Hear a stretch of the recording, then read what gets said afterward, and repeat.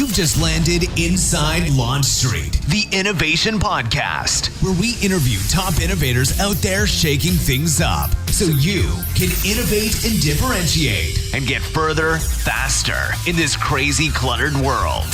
And now, innovation thought leader and your super fly host, Tamara Kleinberg. What's up, LaunchStreet? Tamara here, your host and that person at the restaurant that asks, do you have a gluten-free menu? I know, super annoying, right? Here's the thing. In my travels, I meet a lot of entrepreneurs, and everyone tells me they are doing something different that's going to revolutionize the category. But in truth, it's rarely the case. I hate to admit it, but it's true. But then I met this guy, Henry Schwartz. He is the co-founder of MobCraft Beer. And there is a reason the word mob is in the name. Their entire business model puts the customer in the driver's seat. They crowdsource, they test, they crowdsource selling their beers. It's so incredible. Pay attention to our conversation somewhere in the middle about how they leverage experimentation of a new idea. I think it's something we tend to see as risky, but they figured out how to make it part of the process. Now, Henry is an imaginative futuristic. That's his innovator archetype. That's how he naturally innovates and brings innovation to his work and life. That means his innovation can be found in the blank spaces, and he tends to be forward thinking, solving tomorrow's problems versus worrying about yesterday. You'll hear him talk about how using data to predict, so futuristic, helped him stand out in a crowded category. This is a podcast to drink to. Ha ha ha. Henry, it's so good to talk to you again. Thanks for stopping by Inside LaunchStreet. Likewise. Thanks for having me. Well, I've had the pleasure of meeting you in person, but for those LaunchStreeters who have not met you yet, what's one thing they'd be absolutely surprised to learn about you? Probably that I had very, very large dreadlocks and backpacked to 37 countries before I graduated college. Oh my goodness. I don't even know where to start. Do I start with the travel or the dreadlocks? I don't even know. Well, I want to dig into another thing in your past because I heard you share this story and I thought it was so cool and just indicative of that entrepreneurial mindset. So before we dig into MobCraft and beer, will you share the story I heard you talk about your first skateboard passion and how that turned into a store? Yeah, definitely. So, I mean, a lot of everything that goes super well in any child's life, you can attribute to your mother. And there's definitely a little bit of that in this story as well. I probably picked up skateboarding when I was in 5th grade or so, and I grew up in Lakewood, so just outside of Denver. And I didn't know that. I'm in Denver. Yep. Oh. Yep. So I was just over in Green Mountain. Yeah. So I've had a bunch of great skateboard buddies. I had launched my first successful venture, which was Henry's babysitting service, and I made $1,000 over the summer. Ooh, that's pretty good for babysitting. Grader. Yeah. So I was super excited with that. And then this passion for skateboarding came about, where we were going through a lot of skateboards, as they break when you're pretty rough on them. I decided I was going to go buy blank skateboards and spray paint my own skateboard company's logo on them and sell them for a couple more bucks than I bought them for. So, it was going into that summer of 6th grade that we were, buying and selling some skateboards. And, it was this business aspect pairing with my passion, because that's really all I wanted to do was get on that skateboard and ride it, and to be able to find a business that you could develop even at that young age, and it was a blast. So fast forward another year, I painstakingly get pulled out of Colorado. My mom's going to go back to Stout to go to a university up in Wisconsin, and I had to come along because I was obviously going into because you had no choice. I pretty much had no choice. So she said, "You can go back home in 6 weeks if you don't like it, but I have a feeling you're going to have a blast." So I instantly, go to the skate park there, find some skateboard friends, and instant matches that you can hang out with and associate with other kids. And then the end of the summer comes, freshman year, before going into high school. There was this opportunity for me to go out and get a job. So there was a local skateboard store in town that I went and asked for a job at, and the guy said, "Hey, it's not going so well. We're probably going to have to shut down the doors, so I can't give you a job." So I was a little, bummed out about that. And I went back and told Mom, and she was like, "Well, why don't you try and buy the store, Henry?" And I was like, what? How, Mom, I'm 15 years old. How could I buy a God, I love your skateboard mother. store? This is ridiculous. And she's like, Henry, you love skateboarding. I know you can follow your passions and you'll be successful. So I took out a little tiny mom loan to be able to buy the rest of the guys' inventory at, a little bit of a discount. And for the next 3 years throughout high school, moved that business from, a little tiny, probably 12 by 15 foot store to one that was closer to 45 by 30 and, quadrupled the inventory that was in there, brought on new product lines, built a skateboard team, did a 50-minute full-length skateboard video that we premiered, and just, had this awesome time living my passion, but also, doing a business in that as well. That is, first of all, I love your mother. Can she just give me advice all day long? She sounds like she knows what she's talking about, number one. But I love the opportunistic view on life. And I think oftentimes that's what makes us great innovators, whether we work inside a company or for ourselves, is seeing the opportunity where others see gaps or they just see the challenge. And you've done that through skateboards and then dreadlocks and now beer. So let's fast forward to beer. You and I met in Madison, Wisconsin, in the early stage symposium where I think, as we talked about, super impressed with how you approach your business. And I'm in Colorado, as you know, so there's a ridiculous amount of microbrews out here. But you're really the first to put the consumer in the driver's seat the way you have. So will you talk a little bit about your business model, how that works, and kind of the success you've had because of it? Yeah, definitely. So we live by the tagline that we turn ideas into beer. And we didn't think of that until like last year, which is kind of ridiculous. We were trying to explain it through 100 different ways, and at the end of the day, that is what we do. We get ideas that are submitted by people from around the U.S. Each month, we take one of those ideas and turn that into a beer. So that goes the whole length of, building the formula, building the recipe for it, designing the labels. Whoever wins this voting round comes out to the brewery and brews the beer with us. Oh, cool. Then we have an awesome release party where we'll usually go down to their favorite bar, whether it be in Fort Collins or California or here in Wisconsin. And then we'll celebrate that beer idea coming to life. So let's back up and break it down a little bit, though, because I think, many of us are used to submitting ideas, but you're really, I guess, crowdsourcing the entire process. Is that the right way to say it? Yeah. So from the idea standpoint, it's really anywhere on the idea spectrum of I like this flavor plus this flavor. Can you turn that into a beer? Or I had a beer that was, this awesome banana bread beer, but it was 4% ABV. Can you make one that's 8%? And I want twice as much chocolate in there. So it's, really any idea that could come through. And what we've done to kind of weed out the dirt and worms beer is set up a little algorithm that tracks the social popularity of each beer across the internet. So when people submit ideas, they're given a unique URL. However many times that URL is shared around, puts it in rank of the most socially popular beers that we have on our site. And then those top 8 beers we put into the vote each month. And that's where it gets interesting on the business model standpoint is we kind of work like a crowdfunding campaign at that point where each beer is backed by people who want to see it be brewed. Oh. So you'll commit to purchasing either 2 or 4 bottles of that beer ahead of time. And if your beer wins, you'll buy those bottles. If it doesn't win, better luck next month, I guess. So there. What has your experience been like? What are some of the lessons you've had along the way to go from startup to the success you've had today? And I'm particularly interested in not just from being an entrepreneur, but also from launching it with a unique business model in a pretty crowded category.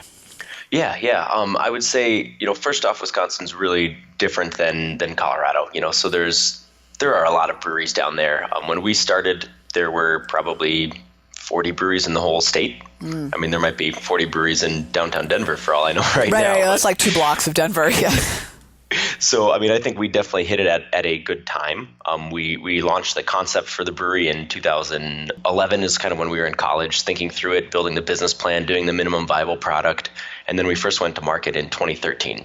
So launching at that point in time was, I could attribute to some success. I definitely wouldn't launch a brewery right now. The market's a little crowded. But then also above and beyond that, a big part that's kind of led to our success and frustration at some points is how we can get beer out to people. A lot of breweries operate traditionally within I make it, I sell it out of my front door, or they might sell it to a distribution company. But we've figured out how to work with online liquor stores such that we can get people beer directly to their door when they vote on the beers online, which is something that not too many other breweries do. Do you think one of the keys to success for you guys has been your distribution model? And part of the reason I'm asking is I find that with a lot of innovators out there, they have these brilliant ideas, but then the innovation stops at the product or service and they wrap it up in the bow the same way their competition does. So they never even really get the chance to showcase how awesome whatever it is that they've built because they go to market in the same way as everybody else. Yeah, and you hit the nail on the head there. That's even some problems that we're seeing internally in the brewery right now. Are doing that. We've got aspects of the business that do follow a traditional distribution model. How are we buttoning those up that are different? How can we stand out above, the other breweries that are doing the exact same thing, getting beer to the customers in the exact same way? So out of our business, we operate 3 different businesses realistically, and we did not know this going into it that, we're going to have a bar down in the bottom of the brewery. We're going to have to learn how to run a bar. Right. Number 2, we're an e-commerce company, so we have to know the ins and outs of e-commerce. And then number 3, we're a manufacturing facility. So when it comes down to all the permitting, all the regulations, and the physical, getting beer through traditional wholesale is the third part of our business. Now, how many... I don't know if you have to share direct numbers if you're not comfortable, but I'm curious how many people are in the crowd sourcing, naming, tasting. Like, how big is that population? Because I know that they're a loyal group. Yeah, most definitely. So this month is batch number 50, which is pretty sweet that we're hitting our silver anniversary of crowdsourced beers. But our customer base is definitely varied. When we first started out, we could only have people pick up in Wisconsin. And then there was some changes in Wisconsin laws where we could ship, and then some changes back that we couldn't ship. And then now we finally have our 30-some states that we can get beer to. So we're definitely seeing the most positive growth right now in the company. Users on the site, we're up at about 13,000. Oh, wow. And then we get about 500 or so each month that are actually getting the beer. So there's a big gap between how many people have created accounts and submitted beers. So that's something that we're definitely working on closing. Well, and that process is kind of a funnel too, right? You go wide and then you start to narrow down and narrow down. Have there been any flavors that you thought, really? Yep, you bet. So, and I often play this game on my tours when I give tours of the brewery. I'll give people 2 descriptions of beers that both sound putrid and make them guess which one is going to be the winner. But in the sake of time, I'll fast forward to the best, weirdest one. There's a fruit called durian. Are you familiar with it? No. It's kind of dubbed the king of fruits. It's a Southeast Asian fruit, but it also smells like rotting flesh. Oh, awesome! That sounds amazing. And onions. I mean, it's a very, very putrid fruit, but it tastes like this delicious tropical mango custard. So, we're getting ready to brew this beer, and the guys who submitted it were from outside of Madison, and one of them was a home brewer that, thought our concept was silly, so he was just trying to throw us for a loop. And then his other buddy, bought a bunch of it to make it win. So this was pretty early on where you could buy 24 packs and you'd win the voting round. So we're stuck with having to brew this durian beer. And Andrew, who's my business partner, is the microbiologist. So he understands all the chemistry behind flavors and, all the compounds inside fruits to make them behave as they do. And he goes, durian, that just stinks because of, sulfur compounds that are inside the fruit. And sulfur has a relatively low boiling point. So all we need to do is bring this up to about 160 degrees and we're going to volatilize off all the durian throughout the brewery. And it's like, all right, Andrew, you sound like you know what you're doing. So, he makes his little double boiler so he don't scorch it and, brings it up to about 160 degrees. And the whole brewery smelled like an egg bomb went off. It was just disgusting. But, what was left behind was this nice tropical mango custard type of a flavor. And the beer style was a Pilsner, so it paired pretty well. And it's one of my favorite beers to date as far as, oh my God, we pulled this off. First of all, it sounds disgusting and amazing all at the same time, which is hard to do. But, I'm curious about this. There's a lot of experimentation in the way you set up your business model, right? You've got people submitting stuff. It's all over the place. Then you got to figure out how to source it. Then you got to try it and see what you can actually make happen. Mm-hmm. How do you view experimentation, failure, risk in your business, given you've really set it up where that's a part of it, just a part of the process? Yeah. Well, there's, so many great questions there. The first part on mitigating your risk for completely new brews, right? Yeah. So these beers are ones that we've never made before. When it comes down to it, brewing is definitely art plus science. So there's a portion of it that is strictly, if you do this will be your desired outcome. So we've brewed every style of beer that there is. we've formulated recipes for a stout, a porter, a lager, a strong ale, and we're, pretty solid on those recipes. When we're making adaptations for different flavors, we can back off different ingredients into the beer to substitute for those flavor compounds we might be introducing. So if we're making a really sweet stout, then we're going to add raspberries and chocolate on top of it. And we might want to change our mash temperatures a little bit so it dries out the beer a little bit more so that raspberry and that chocolate pops. And we do that kind of repeated between the different brews. And when it comes down to actually piloting the recipe, we'll usually do a test batch of it on our 10-gallon system just to make sure that we're not wildly off. And the final addition of all the ingredients never happens in one complete sense. We've got the beer fully fermented out and finished, and say if we're going to add cacao nibs and cayenne pepper, we're not just going to say we think we need 50 pounds of this and 20 pounds of this and dump it all in and go from there. We'll usually take some beer out of the big tank, blend a 5-gallon batch to make sure the proportions are right, then we'll scale up into that large size. So I love about what you're saying, Henry, and I think the advice for all of us innovators out there, whether it's a small idea or a big idea that we're working on, is really batching it out and trying all these kind of small scale experimentations along the way. Because what I hear you saying is that even when you're 80%, I don't know if my math is right, but you get it, 80% down the path, you still, if you've got to do something different, take a small batch out, test it, then go back to the bigger processes happening versus trying to make this big shift or evolution or decision when there's so much at stake.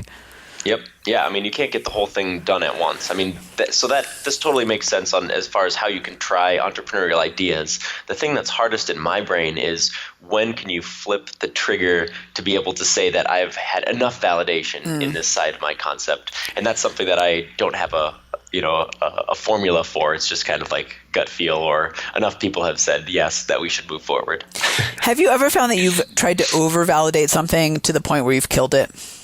Oh, all the time. I mean, all the time. I mean, when you grow into having a team, we've got 25 people that are working for the brewery right now, and there'll be some times where we just get in rabbit hole city where we have to step back and like, guys, we literally can't put any more thought into this. This isn't that hard to figure out, and enough is enough.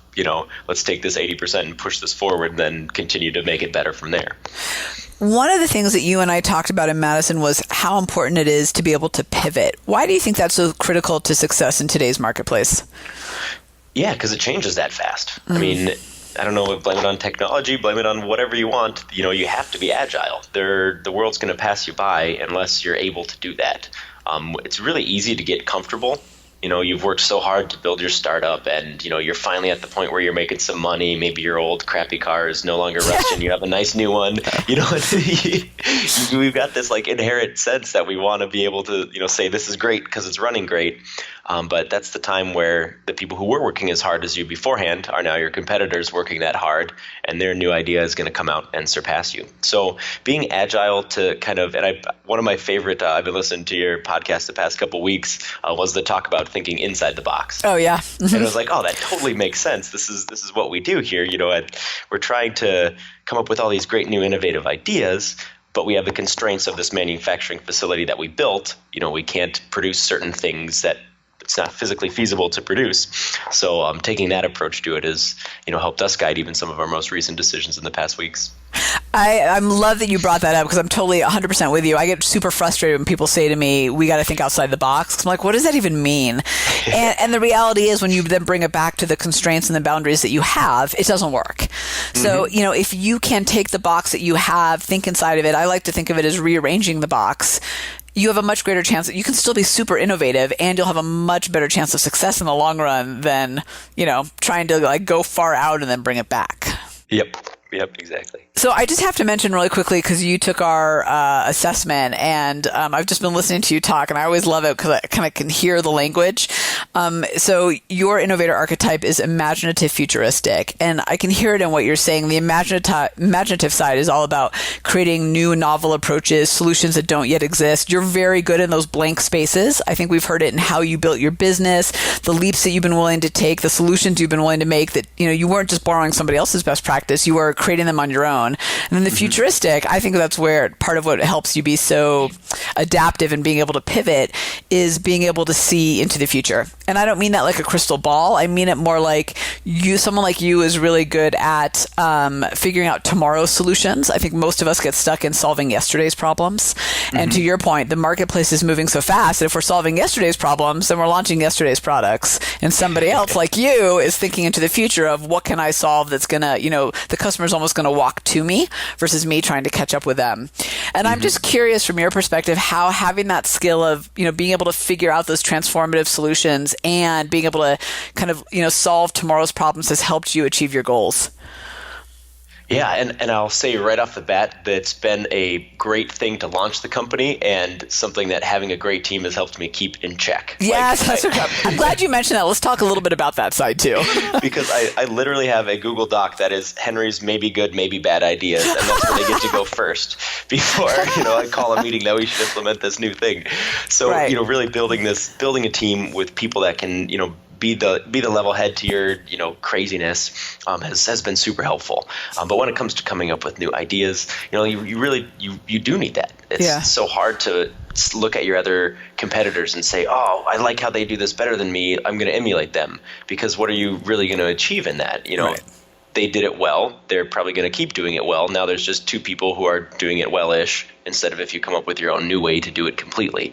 So that's where I like getting stuck in that thinking. And I do that a lot either on the bike riding home or car rides if I have to go really far. But I'll just kind of get lost as the highway's going by on figuring out what are these, what's a new way to do this. Because you're always dreaming into the future.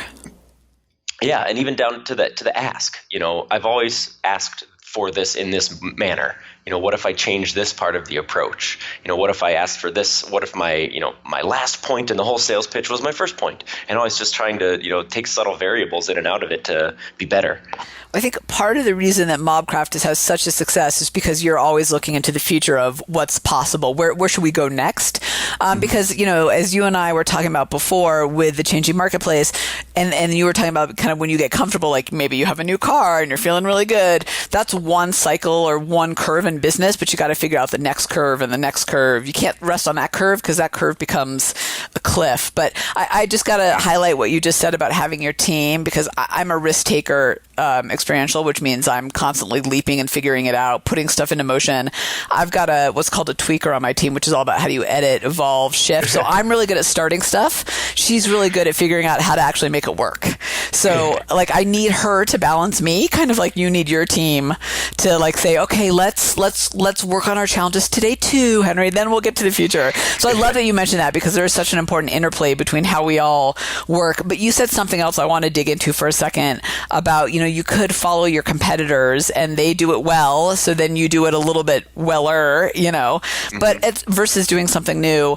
I mean, it's a little bit of a pet peeve of mine of when people do that, because at some point, you may make a slightly better tasting stout, but then they're going to make a slightly better tasting stout than yours. And it becomes this leapfrog game that nobody wins, versus doing something new, what you're doing with the way you built your company, and actually owning a space. I mean, do you find that to be true, that owning that space it makes a huge difference?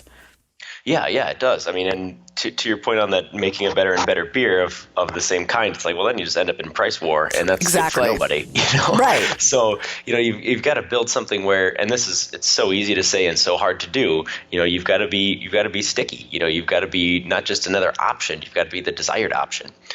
And that's a ridiculously hard thing to figure out, how to poise yourself in that way. I love how you just said that, though. You don't want to be just another option. You want to be a desired option. So LaunchStreeters out there, whatever your idea is, whether you're in a company or you work for yourself, think about that the next time you put something into the market or you're trying to get buy-in from your bosses. I think that was so great what you said.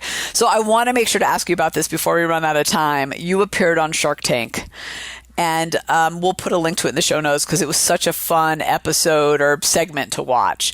Will you talk a little bit about what you learned from being on that show? Because they loved what you did, and then they grilled you.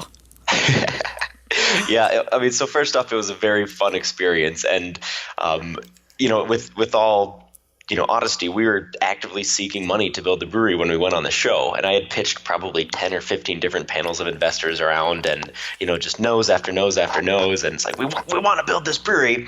And one day I get a call from Shark Tank Casting, and they're like, we read about your batshit crazy brown ale in this Yahoo Foods article on coffee beers. And I'm like, all right, this is great. They reached out to you. Interesting. Yep. So that was like awesome. I mean, I remember I was walking outside of a liquor store, in Madison that I had just got done selling some beer to, and had this, 20-minute conversation with Shark Tank. That's cool. I'm not gonna lie, I'd feel so good about myself if that were me. Oh yeah, we were on cloud nine for sure. We went through the whole, their whole application process and whatnot, and pretty similar to the pitch that I had been giving to investors anyways. And like when I actually got down to the dealing with investors, I'll back up. The scariest thing in the world was you're standing behind the doors and you've never seen the sharks before. The instructions are the doors are going to open up. You walk forward. There's an X on the ground. Stand in that X and then start your pitch. Oh, God, no pressure. So I mean that was unique and mildly different than the camera's pointing at your face. But, right. It's kind of crazy that the questions are kind of the same.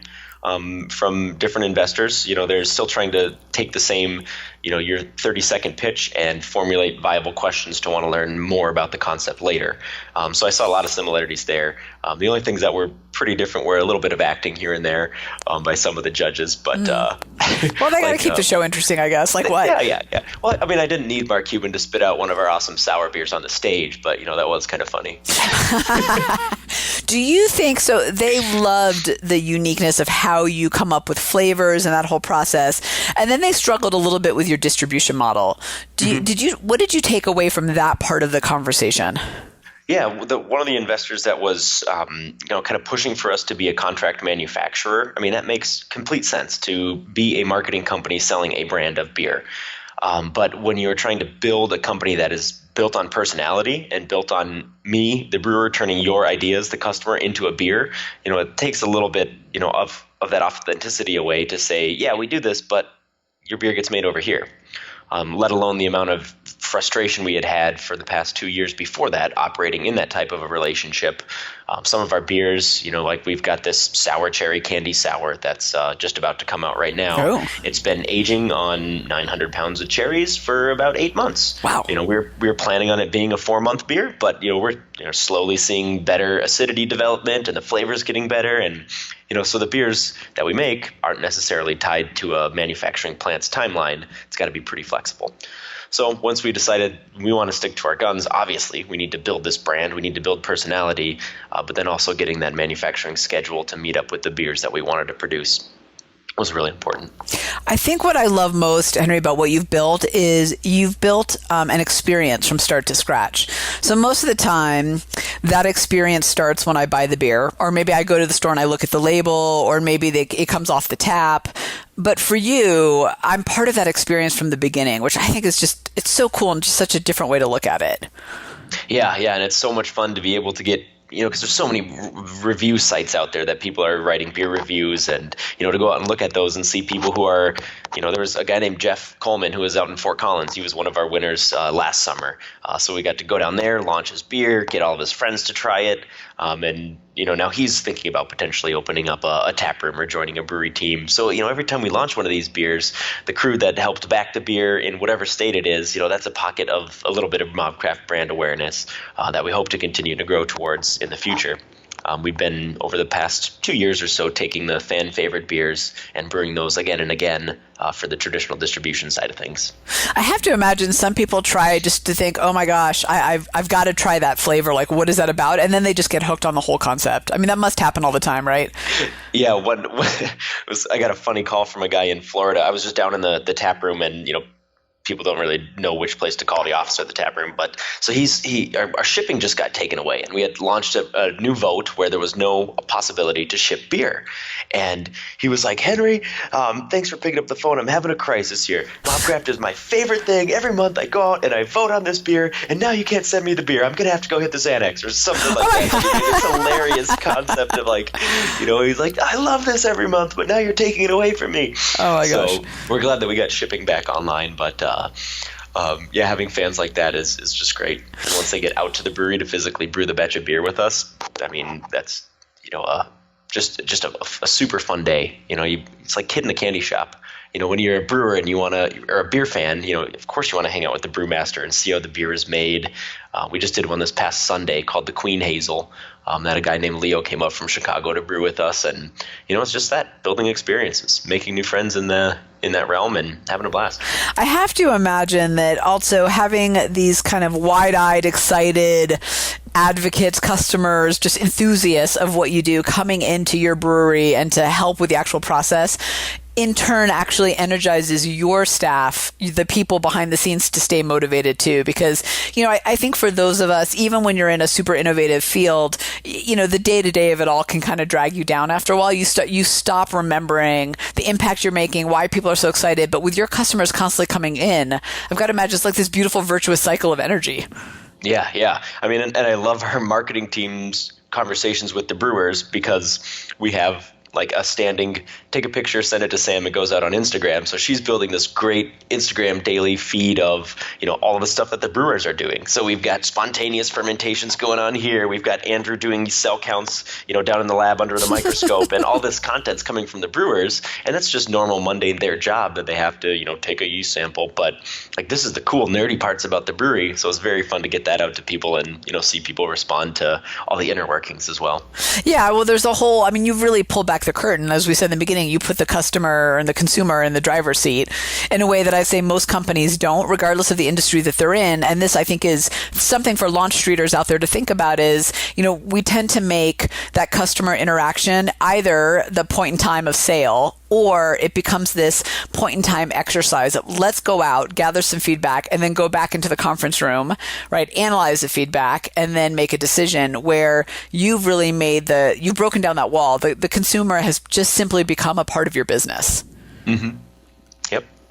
Yeah, yes, that's exactly right, Tamara. Just yes, what she said. Yeah, exactly what you said. It's this direct emotional connection side of things that, getting that customer on board with you, and that's where you can make yourself something that's wanted more than just another item. Yeah. You're curious. I want to know how that beer turned out. I interacted with that beer online. I'm interested to try it.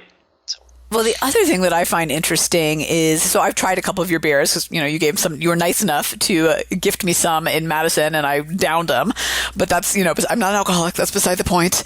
But the other thing that I have to imagine that happens is, because you're constantly experimenting, I, as your, loyal enthusiast, totally connected to you, I'm okay if one of them doesn't work for me, because I know that your experimentation is part of your business. Do you find that to be the case? Yeah, it is. And there's a really fine line between that, because there's personal preference and then there's quality issues. And so there are a lot of times out there where, you'll go to a brewery and you'll not like some beers and not like others because of the flavors that are in them. But then there's other times where it's like, oh, this was just made in a bad way. So whenever we get that feedback from people, we definitely make sure to probe and ask. It's like, well, what, is this because, I hated the jalapeno hopper. Well, why? Because I'm allergic to jalapenos. Okay, all right. That was not something that's on our end. That was definitely something on the, on the end consumer end. But a lot of times we'll just get, feedback of that one was interesting. Glad I got to share that with all of my friends. But, that one might not be my desired style forever. I think that's an important insight, though, of, there's a difference between quality control and this just doesn't work for me. And if your consumers understand, like if you don't have the quality issue and it's just about this one worked, this one didn't, they're willing to go along for the ride, but they're not going to let you have quality issues over and over again. Yep, exactly. So where can people go to connect with you, learn more? I think in specific, if I want to start, becoming a part of the experience, where do I go? If I want to buy, where do I go? Yeah, definitely. So mobcraftbeer.com is our website. We've got an active vote going on right now until the end of the month, as well as I think 3 other previous winners that are in the final stages of their process before they go out. So that's another thing we do once the vote closes. The beer is available for sale until it sells out or it gets packaged. So we've got the Dudism coming out in a couple weeks, which is a White Russian stout. Oh. The dude. So fun beers up there to check out. And then myself, if you want to shoot me I'm on Twitter at Henry_Schwartz. Instagram is MobCraftHenry. And my email is henry@mobcraftbeer.com if anybody's got specific questions. We will put links to all of that in the show notes. Final question for you is, what's one piece of advice you would give all those LaunchStreet innovators out there trying to shake up a crowded category? I would say, what would you do if you weren't afraid? And then do it. Just shove that afraid deep down and go do it, damn it. Yep. I think as entrepreneurs, that's what we do every day, right? I have this fear. Yeah. I'm still moving forward. Yep. Well, thank you so much for coming by Inside LaunchStreet. It has been really not just a joy to talk to you, but really insightful about how you think differently about how to bring an innovation to life. Yeah, thank you so much for having me, and I look forward to listening to more shows in the future. I'm looking forward to voting. I'm going to go do that when we're done. Okay, before you go, did you hear how MobCraft Beer's entire business model helps them rise above the noise? How can you do that?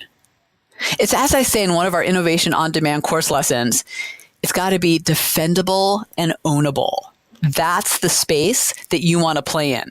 That's the space that MobCraft Beer figured out how to create for themselves.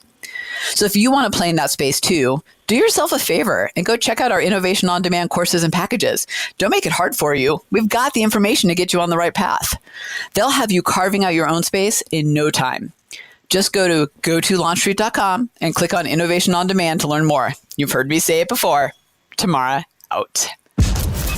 Thanks for hanging out with us inside LaunchStreet. When you're ready to take your game to the next level, join the thousands of others that are upping their innovation edge on go-to-launchstreet.com, the top online education resource and community platform for innovators looking to use innovation to get measurable results. Go to launchstreet.com.